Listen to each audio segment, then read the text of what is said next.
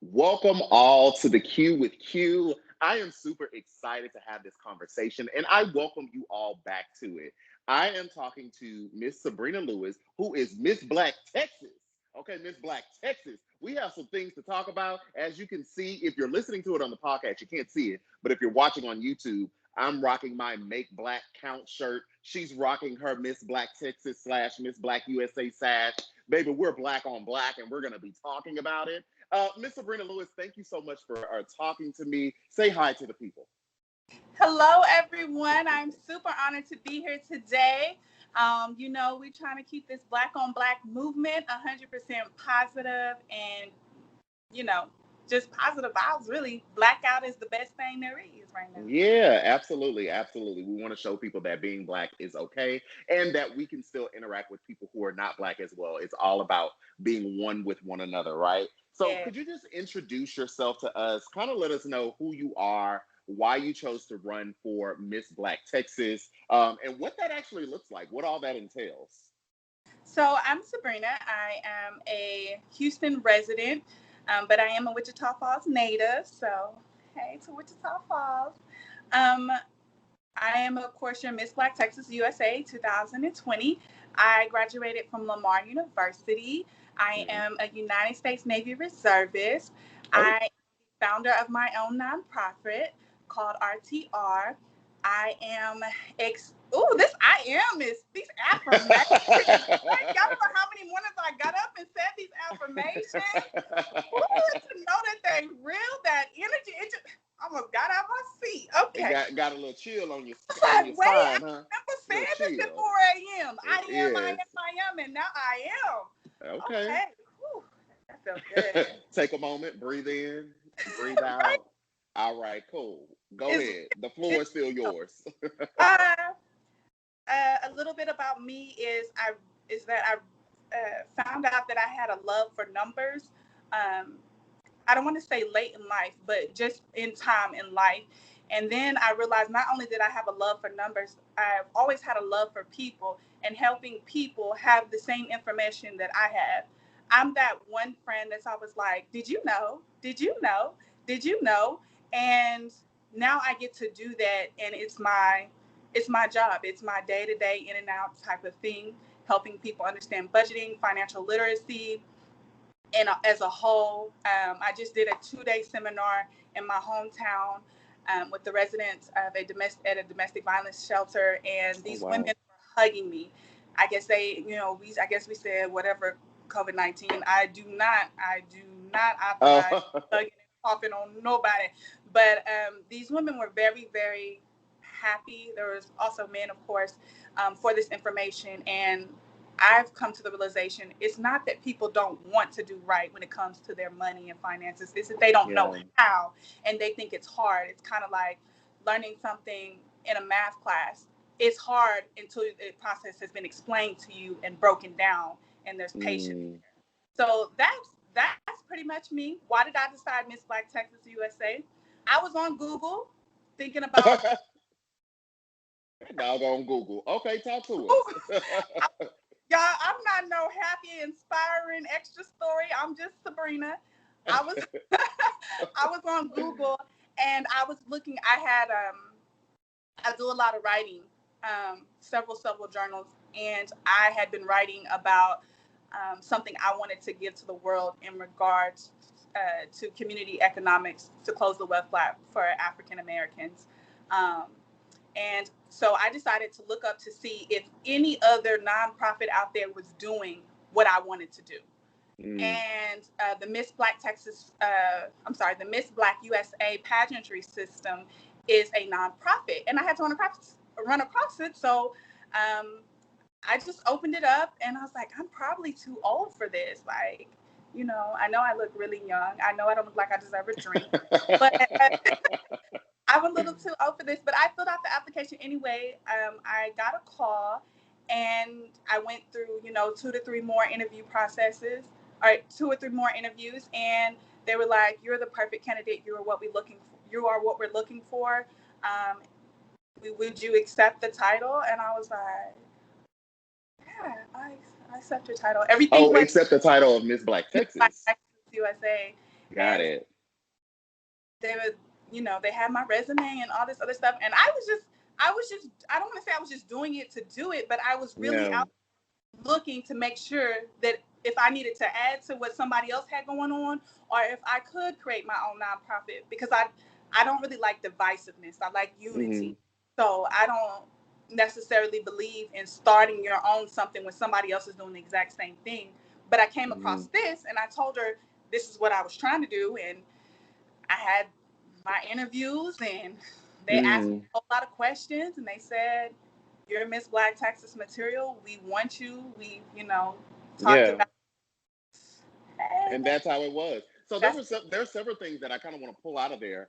One, so you did the Miss Black Texas because you were looking to start your own nonprofit. That's how you got here. You were in search to start your own profit. And you came across this pageantry system and thought, hey, this might be a great jumping board, right? If I'm able to do this, this could potentially propel me into that thing that I want to do. And so you go and you have these interviews and you're crowned Miss Black Texas. Now, first off, kudos to you for searching out, trying to find out, what it is you want to do, and definitely using opportunities to build upon themselves, right? So that's totally dope. But I guess my mind is blown. I don't want to spend too much time on figuring out how the whole pageant world works. But you said, in my mind, I'm like, oh, pageant Miss Black Texas, like, oh, y'all like on the stage, y'all had to do the bikini thing, what do you want, world peace, all of that. But what it sounds like is this was something different. Yes, because COVID, it was different. It was different in the sense that they couldn't get all the women together. And I don't want it to be like, oh, I applied to Miss Black Texas because I wanted a platform for my nonprofit. I was looking to see if there were not out there who were doing what I had envisioned for the Black community to help and move forward. And this particular nonprofit popped up, and I'm like, let me just click on this button. I got a call, and I had so happened to do a photo shoot not too long before that, and they said, hey, can you send us your picture? And she calls me, and then I get another call, and this lasts for about a month or two, and they're like, we want you. So I was like, perfect. Okay, yeah, absolutely. I mean, congrats. Let's definitely clean that up. Sis was already doing the work, looking for her own self, and this came about. But we're still going to congratulate you that you won, and that it is going to help you as you further on. I'm a huge advocate and proponent of give and take, right? In everything that we do, well, majority of everything that we do. If you're giving to something, what can you also get out of it? And that's not necessarily a bad thing. That's not an opportunistic thing. That is taking the opportunity, right? And creating this thing that you want. So I'm going to applaud you from that, because that's how I look at it. So you said you're really interested in finance and helping the Black community. Is that what your platform is based upon in Miss Black Texas? Like, is it centered around finances? It's centered around financial literacy, yes. Financial literacy, okay. Spreading knowledge of financial literacy within our community. Okay. So it's me going out, doing these workshops, doing my Money Tip Mondays. I actually just got invited to by Homegirls Podcast. I got a call from my publicist, and she tells me, Homegirl Podcast wants you to be their official financial advisor. I said, wait, what? I was like, do what now? And she's like, yes. And, she sends my bio and everything over, and we have a call, and it's like, it's really surreal, especially during COVID, to be advancing in anything. It's just beautiful. Absolutely. But yes, I'm big on financial literacy and educating people on the system that they're in, because a lot of people are living in a system and do not know how that system works. I had an older woman watching my Money Tip Monday. She gets my number from my mom. I was like, Mom, you just can't. First off, Mama, you can't just get my number out. I didn't know that I was only supposed to spend 30% or less on my credit cards. She's like, I pay my credit card bills every month, as if I was a creditor. She was like, I pay my credit card bills every month, but I didn't know that was the case. And she was like, thank you so much. She's like, she's like, I was just paying it, hoping that everything would be okay. What she was doing, I don't want to say maxing out, but spending about 70-80% of a credit card, then paying it off. Yeah. But that doesn't build your credit. It actually makes it look like you need the credit available to you to make it month to month. To maintain. Exactly. So, Okay. like, very happy. And, and the thing I tell them, multiply your balance by 0.30. And she was like, thank you so much for breaking that down. That let me know that I was doing everything that I was supposed to be doing. Like, Yeah. it felt really good. Yeah, you got that affirmation. You got, and I just learned something from you. What you're telling me is credit, although it's an available tool, you have to play the credit and don't let the credit play you. It's like Yes. chess and not checkers. Spend Yes. some, use it, but don't make it look like you need it. So you got to play that field. Is that right? Yes. And that's what Okay. credit grow, Okay. and when someone offers you extended additional credit, take it, because in that case, it allows the opportunity for you to be able to use more, rather than some people are afraid to take it and say, oh, I don't want any more because I can't afford to pay back $2,000 if I spend it. You shouldn't be spending $2,000. You should be spending about $600 of that $2,000 if you want it to positively affect your credit. Got it. Okay, we love to hear it, baby. We love to hear it. Educate us here. Educate us. So what I'm gonna throw you for a little bit of a curveball, because I know we did full disclosure. People, two full disclosures. Sabrina and I actually went to undergrad with each other. Go LU. So we go way back. Yes. So we know each other from our college days. But also, I told you we were gonna take a break after we hit our next topic. But we're actually gonna take a quick break right now. And on the other side of it, we are going to talk about the world of politics and Kamala Harris obviously being chosen as Joe Biden's vice presidential pick. Yeah. Okay. Well, we'll see. We're already getting some reaction. We're already getting some reaction from that. So we're going to take a quick break. And on the other side of the break, we are going to just talk about what that means, what you think about that, and what that says, about the state of our country. So thank you all for tuning in. We will see you on the other side. Welcome back, guys. Again, this is the Q with Q. I don't even think I said in the intro, it's me, Quentin R. Giles, but y'all already know because you rock with me. Yeah, but I'm supposed to do my intro all correct and stuff. But it is me, Quentin R. Giles, or just Q, and I am talking with the wonderful Sabrina Lewis, who is Miss Black Texas. Thank you, Sabrina, again for being here. And we're just going to jump right back into the conversation, right? So we told the guests, or we told the listeners, that we were going to be talking about Kamala Harris. So let's talk about it. What are your thoughts now that Kamala Harris is going to be is Joe Biden's vice presidential pick? Congratulations. Mm-hmm. Congratulations. Okay. Sis. Congratulations, queen. Congratulations. I know that there is controversy around her. Mm-hmm. And I'm not going to say I agree or disagree with any of her. I can say that everyone does something that I disagree with. Right. There are some decisions that she made that maybe I would not have made, but at the same time, she made those decisions while doing her job. Do you understand? I don't like that people come after her, and she was a prosecutor and all that. She was doing her job, Now, in regards to what this means, what it means to see if Biden is elected, what it means to see a Black woman in office. I don't care what her decisions were, right? I'm not saying that I'm in agreement with everything, but what I am saying is right now, there's a Black woman that needs the Black community's support.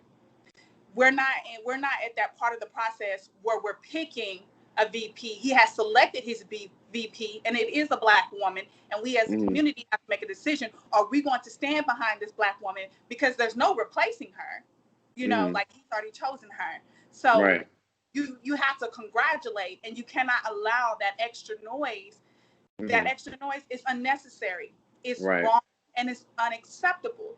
Everyone can have an opinion. When she gets in office, you hold her accountable, and that's that. But the tearing her down, it's unacceptable. It's just, Yeah. it's unacceptable. Yeah, and let me say this because I just realized before the break I said two full disclosure moments, but I only gave the audience one. The second one was in reference to Kamala Harris and her ethnicity. So I did a podcast last week when he announced her, and I was like super excited that we finally knew who it was. Not necessarily that it was Kamala, and I can talk about that a little bit, but that he announced who it was, and I was saying, she's a black woman, she's also Indian, she's Native American, and I need to come and clear something up. Sis is not Native American. No. Sis's mother is from India. So in my excitement of saying Indian, my mind automatically went to Native American. Yeah, and one of my shout out, I'm not gonna name them because I didn't get permission to name them, but shout out to one of my Instagram followers who actually pointed out that I said it, who listened to the podcast and hit me in the DMs and was like, hey, I'm pretty sure you were just overly excited, but you said this, but she's actually, Indian from the AAPI community, not Indian Native American community. So that was one thing that I definitely wanted to clear up.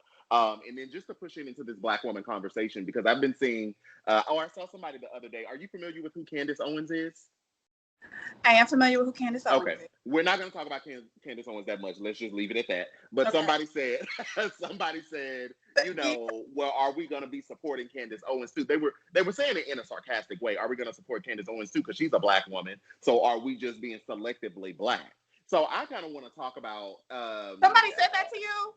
No, not to me. I saw it on a post. Okay. It wasn't to me. I don't think anybody would have said that particularly to me, but it got me to thinking. I'm like, okay, well, let's have an educated conversation about it, right? Kamala Harris, although she's been a prosecutor and have all these things in her background, we're talking, people get credit for evolving, right? People get credit for who they are today. And we have to recognize that sis was in a system, right? So just like she locked up black men and women, she locked up white men and women as well, just like everybody else across the country that was doing that job. And for me, this is a false equivalence. A Biden-Harris ticket is not a Trump-Pence ticket, because just because Trump wasn't in a position of power, right, legislatively or in a DA's office, those policies back in the day, he still supported. He called for the death penalty of the Central Park Five, now known as the Exonerated Five, and still advocates for a lot of those policies today.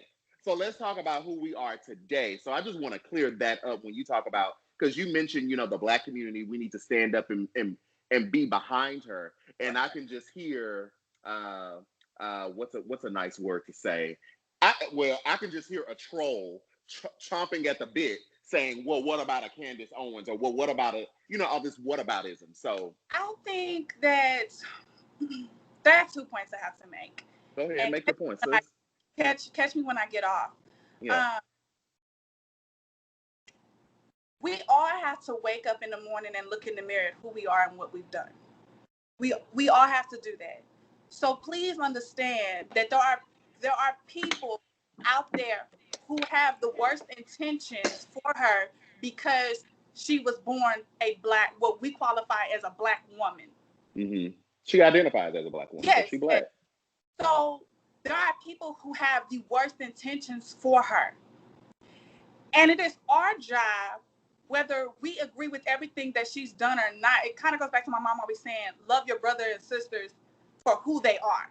They're not going to be you. They're going to make their mistakes. Congratulate them when they are doing something good, so that when the time comes, you can say, hey, sis, hey, queen, hey, Miss Harris, come on, you identified as a black woman. You are a black woman. Please be aware and conscious of that as you make this decision, right? And I think that people don't want to accept the fact that she was doing her job.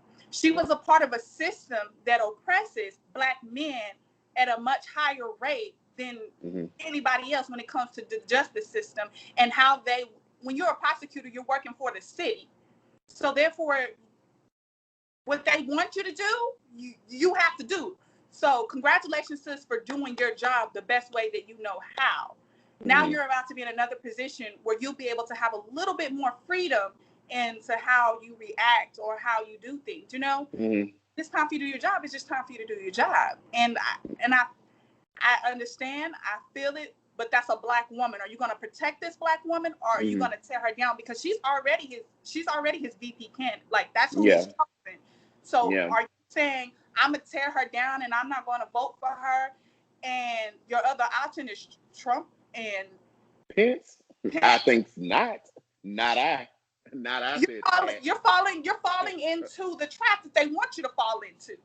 Tear her down, put bad information out about her. So even people who were thinking about voting are just like, I'm gonna throw my hands up. I feel like I don't have anything left. In reality, you do have something.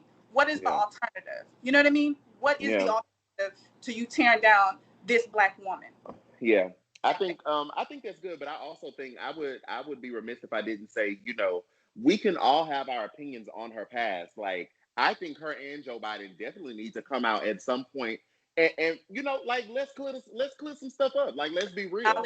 The policies and procedures that y'all pushed back in the day were wrong, because you've now come out and say, criminal justice this, and you want to change that, and that's great. And that's why I say you get credit. You definitely get credit for your evolution. That doesn't escape you from your past, but let's look at the other side. You still rocking with the past. Like, so it's not the same thing. It's just not the same thing. And I kind of want to, go ahead, please. So my second point is we have to pay attention to how America lumps black, He has a different experience in America than someone who is a descendant of slavery, and you go back a little few in generations. Her mother was Indian, and shout outs to her moms who fought for women's rights. Shout out to in the civil rights. In the civil rights era, that's what her parents civil did. Rights and women's rights. She was a big proponent for women's rights too. And then her father, if I'm not mistaken, was African, right? Jamaican. Yeah. Okay. I'm sorry, Ms. Harris. I'm so sorry. I'm sorry. No, we here. Let's go. He's Jamaican. But I mean, Jamaican is of African descent. So that's an African descent. But at the same time, that's a different experience than what someone who has two parents who are descendants of slaves of America would have had.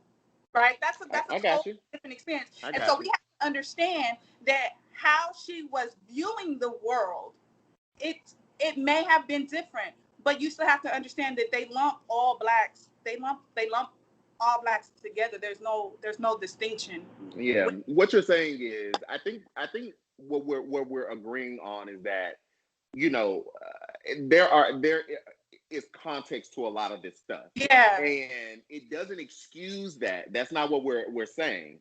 But what we're also saying is we're not going to let you take it, use it, and abuse. And exactly. Got you.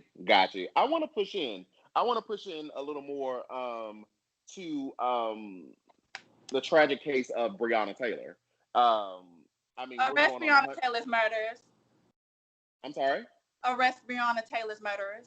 Oh, facts. Correct. Please, today by dinner time. Thank you. And we're what, 100 and past 150 days before there's been any type of legal action. Like, we all know the story. I don't have to recount it. I'm sure we all know the story by now. What are your thoughts on that? What does that say that a black woman could be in her house, not only a first responder in this time of COVID-19, so risking her life, every day, as an EMT to help people, could be in her home, be murdered by the police, and we are 150 days out, 150 plus days out, and the only thing that's been done is one of the cops that was involved in that murder has been fired. There's been no legal prosecution. I mean, nothing. There's been no recourse. What are your thoughts on that? The sociologist in me just wants to take y'all back to sociology class. I mean, you do what you use that degree. Come on now, we could be two things at once. We could be a beauty queen, Miss Black Texas, and educated. Use the degree. That little paper. Yeah, use that paper. Use that piece of paper. You paid for it, or somebody did. You said I'm sorry. What military branch? Navy. The Navy. Did the Navy pay? Let me get out the finances. Let me get out it. I'm sorry. That's not even. I don't even need to be asking it. That's not our business. Whatever the fact is, you're educated. It don't matter how I got paid. Don't matter how I please use your degree in sociology and school us and teach us something and tell us what your thoughts are. There is a hierarchy in every system that you live in. Mm-hmm. In the American system, what we're seeing right now is that Breonna Taylor, as a Black woman, is considered a second-class citizen. Mm. And this is, and I love Black men. I love y'all. I'm gonna fight for y'all. I'm gonna march for Black men anytime something happens. But let's have an understanding that we are even considered a second-class citizen to Black men, Mm-hmm. because they have. It's just, I'm about to cry, but my lashes are soaking up my tears.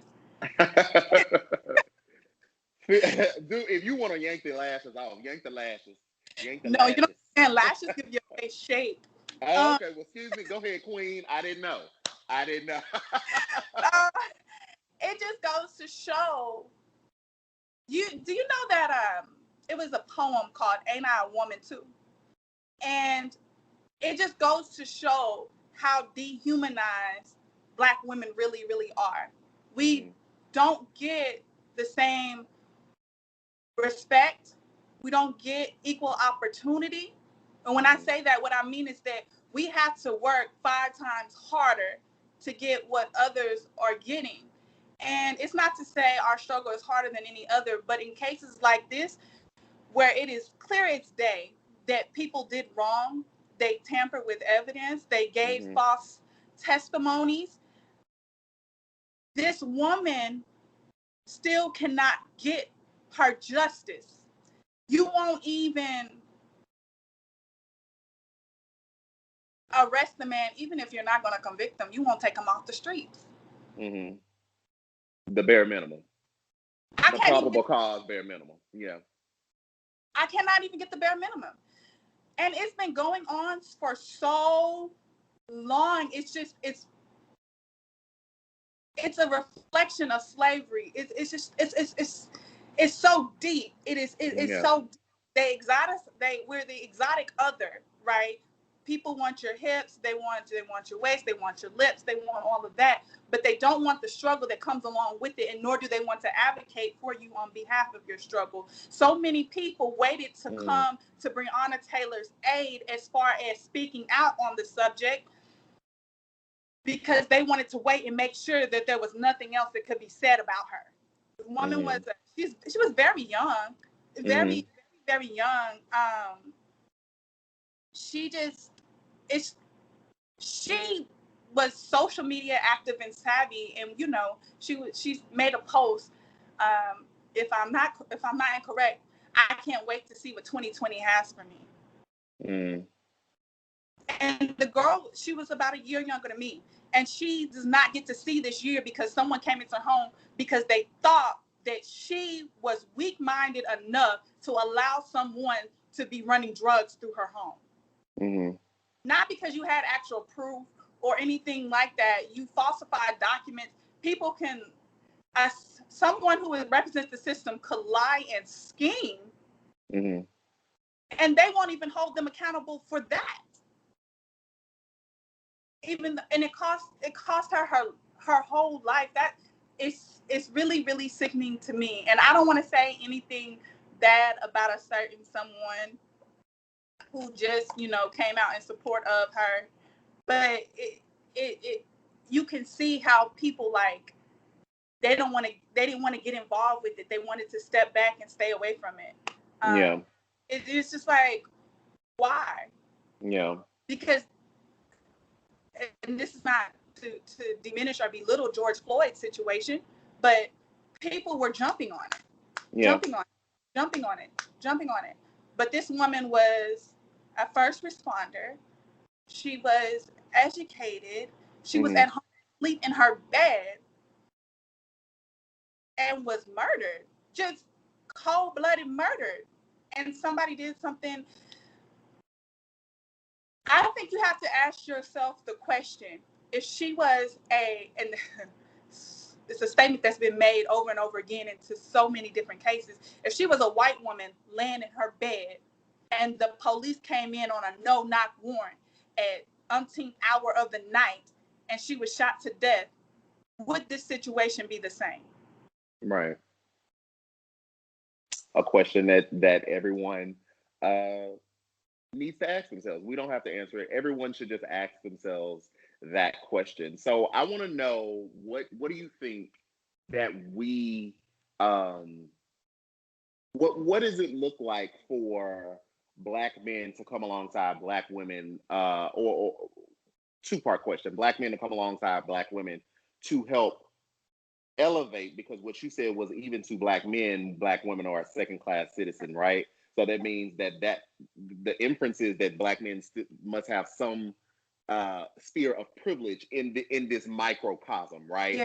Not white privilege, not this grand privilege, but if there is a separation and one is under the other, that means the hierarchy that black men in this situation would have some type of privilege. So I want to know, what do you think black men could do to assist in elevating our sisters up to at least our platform, whatever platform we have? And then more broadly, what do you think everybody else could do to assist as well? What can be done? What could be done? We have to let go of the ideologies of masculinity. I don't want to say let go, because you have to stop being at war with someone. That's first, because there's this internal war between black men and black women. I'm Mm-hmm. not saying that there are not black men and black women like you and I right now who are Yeah, about the education of our people and see no threat. You don't see any threat as me as a yeah, woman being successful, and I definitely don't see any threat as you as a man, a black man being successful. yeah. That has to be the attitude at all times. We I've had a conversation because I was really big in protesting, because Mm-hmm. no matter how much financial literacy I teach, there's still the problem that racism and discrimination keep us out of rooms and keep us away from opportunities. Period. Mm-hmm. And that's the reality of it. But I had a conversation with a black man when I was after the Breonna Taylor protests, where I spoke, and he was telling me black women don't want to do this. Black women have the highest education rate when it comes to degrees. Black women, y'all are getting all these good jobs, but y'all don't want to be submissive. We have to let go of this ideology. That, you know how that I is, don't yeah, I'm not laughing at you. I'm laughing at you? that. Okay, That's a whole nother conversation. Go ahead. I'm sorry. but we have to let go of an ideology that's been pushed on us by um, the remnants of slavery, because Mm-hmm. we want this world, this thing that slave masters had, because they kept up a patriarchal system. Mm-hmm. The man was the head of the household, this and that. But that is a way to live. It is not the only way to survive and to be great. Yeah. It, it's not. And a woman being successful does not necessarily mean she has to be the head, and it doesn't mean she has to be the tail. You know, Mm-hmm. at the same time, accepting and loving one another for who we are and standing up for one another, knowing that when we do good and we do great, you Mm-hmm. do good and you do great. We have to, like, you have to take your win as my win and my win as your win, rather than it Yeah. being a competition of, well, if she's got more education, then she's making more money. Mm-hmm. Let me give you a reality check. They're making you think that, but that is not the case. Right. It's not the case at all. Right. Your skilled labor is a lot of times paying a lot more than my bachelor's of science in sociology. And Mm-hmm. it's just it's a constant pull for power. And I think Mm-hmm. that maybe just learning to accept and push and reacting with just as much, I'm not about violence in any way, but having that same spearhead of aggression that you have when you feel like your masculinity is being threatened is the same. It's the same energy you should have when a black woman is threatened, regardless of you, regardless of how you feel about. Mm-hmm. If you feel like she's a twerker, if you feel like she got her OnlyFans, if you feel like she got too many degrees, if you feel, and there's really someone who has a problem with a woman in any one of those things. We just got Yeah. to learn to love our black women. I don't know what bringing them on the platform looks like and Yeah. sharing that platform. I don't know what that looks like. I can't give you Yeah. that right now, because I don't think I've ever really seen it. you know Mm-hmm. So I feel like you're just gonna have to defend each other Yeah. equally. I That's want to the say I want to say something. We are coming up on the time. We're running up against the clock here.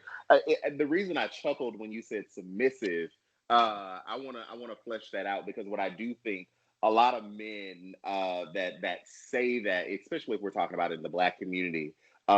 Me personally, this is just my opinion. I think it stems from scriptures in the Bible, right? When it talks about the submission of a woman. And Mhm. so everybody that knows I am a follower of Christ. I love Jesus with everything, not denying it, gonna shout it from the rooftops. And what I Go have ahead. found, You want to have yeah, church? You want to you have said church? what? You Oh, want to have church? we can have church all day long, baby. Don't play with me. Uh, but I think what's so interesting, especially what I tell females, and in my conversations with some guys, I'm like, when we talk about this idea of submission, it's so interesting that men always want to talk about the scriptures when it's in relation to the woman submitting to the man, right? But they never want to push into the very next scripture after it. Reading the Which, verse okay, so we're before and after. right. Which it talks about, okay, wives be submissive to your husbands, and husbands love your wives like Christ loved the church. Okay, well then, for those that are not Christians or those that don't read the Bible, what then does that mean?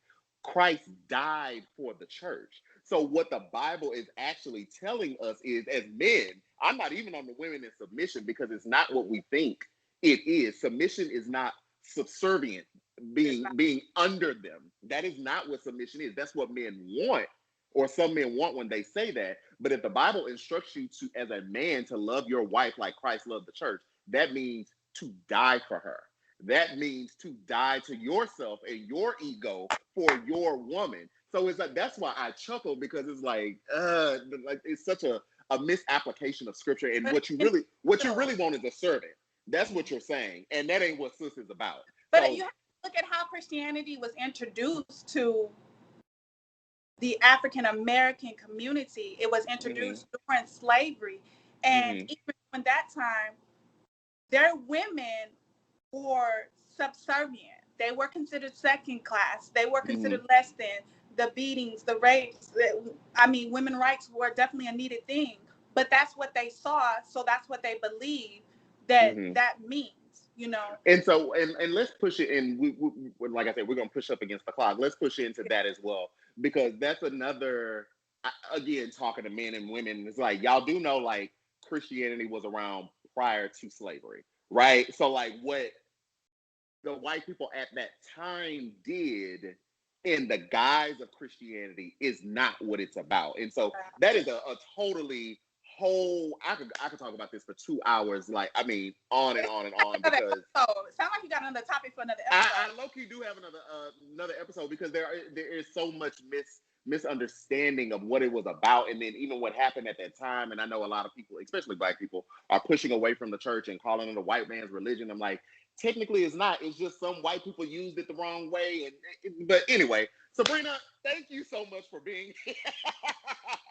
Because we're gonna be here all day if I get to talking about God now. I Right. love me some Jesus. But I thank you so much for being here. I thank you for having this conversation. I'm loving what you're doing. I'm loving seeing your growth, and just, teaching our people about financial literacy, because that is definitely needed. It's not something that's taught in schools. It's not something that is traditionally passed down from generations, because traditionally the generations before us didn't know what to do either. So It was I think it's, taboo to talk about money in the Black. yeah. I think it's great what you're doing. I'm loving it. Is there anything you want to leave us with? The floor is yours to close us out. Um, One, arrest Breonna Taylor's murderers. Um, Okay. Today, please, by dinner time. Give Miss Harris her props and give her praise where her praise is due. Remember that there is an alternative.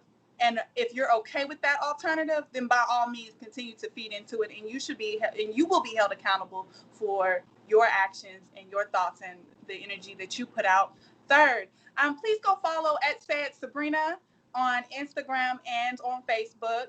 Um, Can you spell that for us? well, I almost forgot. Okay, it's at SaySabrina.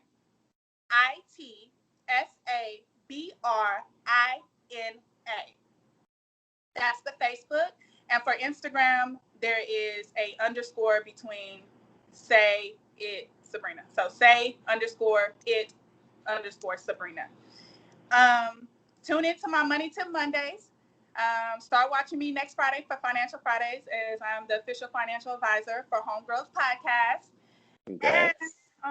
be on the lookout for me coming to a city near you for a budgeting and a credit seminar. The credit seminar, I'll also be handing out letters to help you send out to the debt collectors and the credit bureaus to get your credit right. So some people are out there charging for that. I'm trying to give that away for free. Also, please feel free to donate to my GoFundMe. Our goal is to raise $250,000. So $10 goes a long way. $15 helps me make a whole packet and have some gas money to get to people to give them that information. Perfect, perfect. We're definitely going to try to include some of these links in the description fields of the podcast and of the YouTube. Thank you again, Miss Black Texas. Thank you all for listening on the podcast. Thank you for watching if you're on YouTube and other streaming services. This has been The Q with Q with me, your host, Quentin R. Giles, and I will see you next time.